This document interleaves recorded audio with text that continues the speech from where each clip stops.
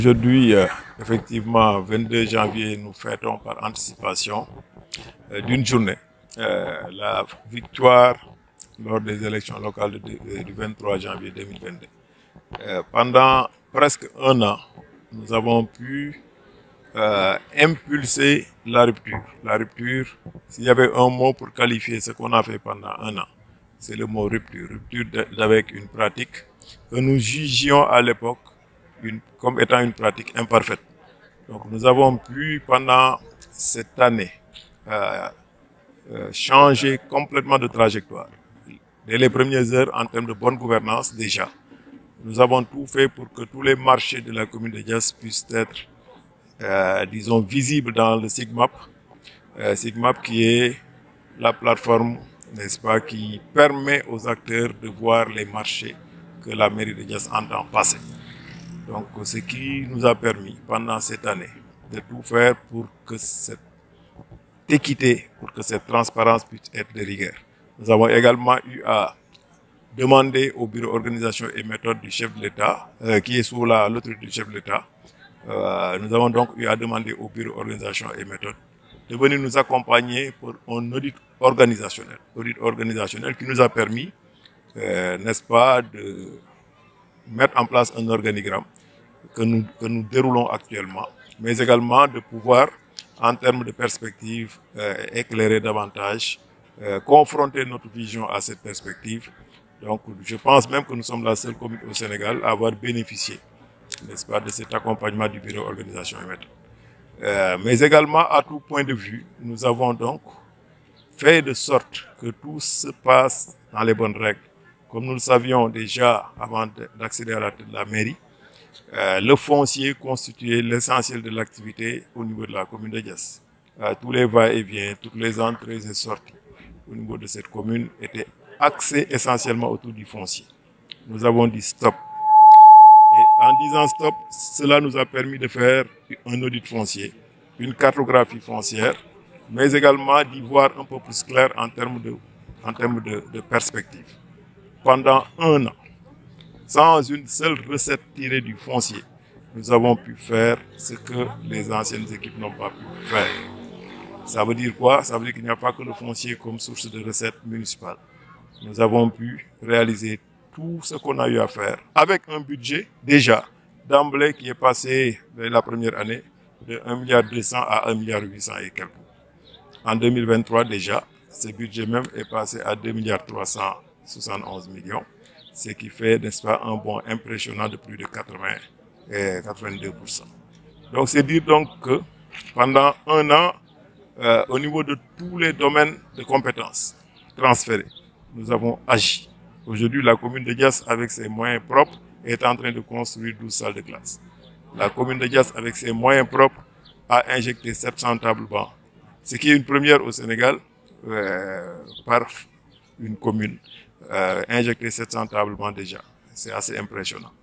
Nous avons eu également, pendant cette année, eu à mettre en place un dispositif de ramassage des ordures en rapport avec UCG, sans compter ce que nous avons fait dans le secteur, n'est-ce pas, de la jeunesse, qui est une compétence transférée. Aujourd'hui, au niveau de la commune de Diass, il y a le pôle emploi Diass qui fonctionne. Pôle emploi qui permet déjà à la commune d'orienter les jeunes vers, au nom du principe Khaydak ou de Khay comme on dit. Nous avons également, en moyens propres, lancé un impressionnant travail, n'est-ce pas, de mise à niveau infrastructurel, notamment au niveau des pistes rurales. Ce qui va nous permettre de désenclaver davantage en attendant que la Géroute nous accompagne dans le cadre d'un programme qui est déjà ficelé. Grosso modo, je peux dire qu'à tout point de vue, la commune de Diass en un an a indiqué la voie qui est la voie d'un développement endogène, auto-centré et auto-entretenu.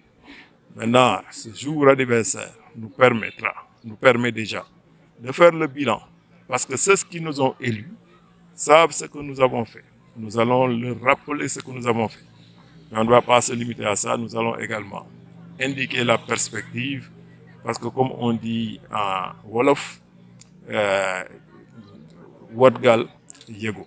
Donc on va tout faire pour que les populations qui sont nos clients, nous sommes juste le fournisseur, que les populations puissent savoir où est-ce qu'on va, en termes de perspective. Nous sommes élus pour 5 ans, mais déjà dès la première année, comme on dit en Wolof, cin bu naree neex su baxee xeeñ bi moom yemul ci baax ak xeeñ bi togg nañu ba yàq ba gaay mos waaw li gaay mos nag on veut tout faire pour que les gens, que tout le monde s'y mette.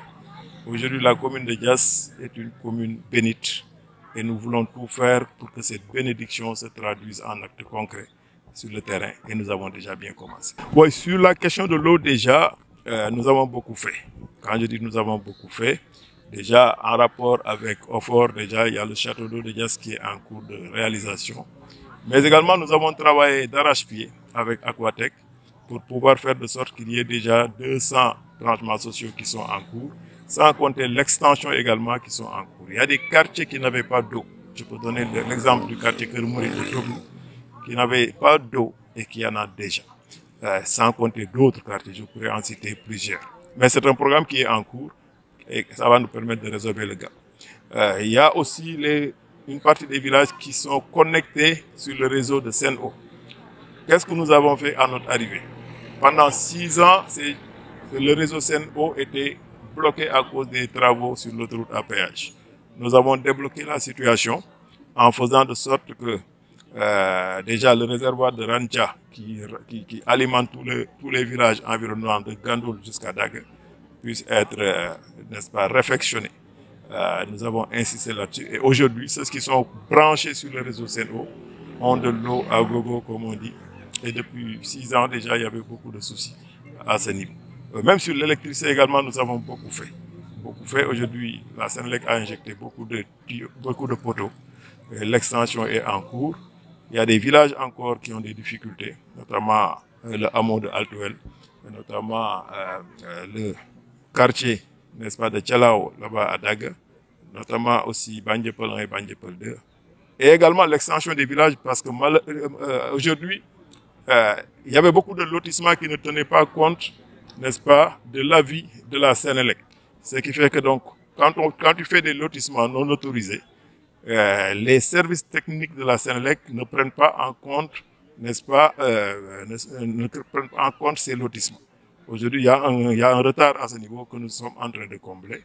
Mais désormais, tous lotissements que nous ferons, nous les ferons dans les règles de l'art, avec des autorisations du ministère de l'Urbanisme, avec également obligation pour le promoteur de veiller à ce qu'il y ait l'eau et l'électricité au niveau du site. Bon, le Dalo de Diass, nous l'avons trouvé bloqué quand nous sommes arrivés. Mais aujourd'hui, le Dalo de Diass a beaucoup progressé. Même chaque mois, je fais une petite visite surprise avec mon adjoint qui a en charge cette question. Mais on se rend compte aujourd'hui que les populations sont très satisfaites du niveau d'avancement des travaux. Travaux que nous suivons de près, même si par ailleurs c'est AIBD le maître d'œuvre. Nous suivons ce travail de près parce que nous sommes la collectivité locale bénéficiaire, n'est-ce pas, de ce projet. Donc nous faisons tout ensemble pour suivre ce projet qui est sur la bonne voie et qui va permettre également de régler beaucoup de problèmes, n'est-ce pas. Et je parie que d'ici, avant le prochain hivernage, ce chantier va connaître un niveau d'avancement tel qu'il n'y aura pas beaucoup de soucis majeurs. Bon, en termes de perspective déjà, en 2023, dans le volet sportif, nous avons déjà entamé les travaux de réfection du stade Goth pour transformer ce stade en stade communal. Ce stade, déjà, le marché d'éclairage du stade a été gagné par une entreprise qui a commencé à exécuter ce marché. Mais nous n'allons pas nous en arrêter là. Ce stade aura un gazon synthétique parce que nous allons lancer le marché bientôt. Et nous prévoyons également, nous avons prévu ça au budget, de faire des gradins, n'est-ce pas, au niveau de ce stade. Sans compter ce que nous comptons faire dans les autres secteurs. Dans le volet santé, un des postes de santé sera érigé en centre de santé avec un investissement massif qui est déjà prévu au budget. Le marché sera également bientôt lancé.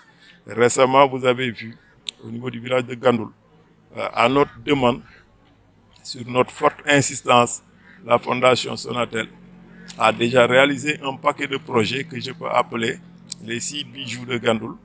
Parce que tout simplement, il y a une école toute neuve, il y a un poste de santé tout neuf, il y a un terrain de basket tout neuf, il y a un dara tout neuf, il y a un éclairage public au solaire, tout neuf encore, sans compter également un marché pratiquement terminé, tout neuf.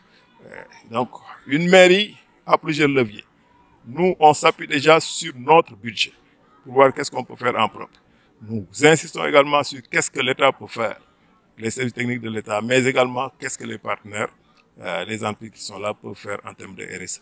Donc, si nous jouons sur tous ces leviers pour faire de sorte que la commune de Diass, conformément à l'objectif qu'on s'est fixé, qu'au soir de l'année 2027, que la commune de Diass puisse être parmi les communes, n'est-ce pas, les plus prometteuses au Sénégal.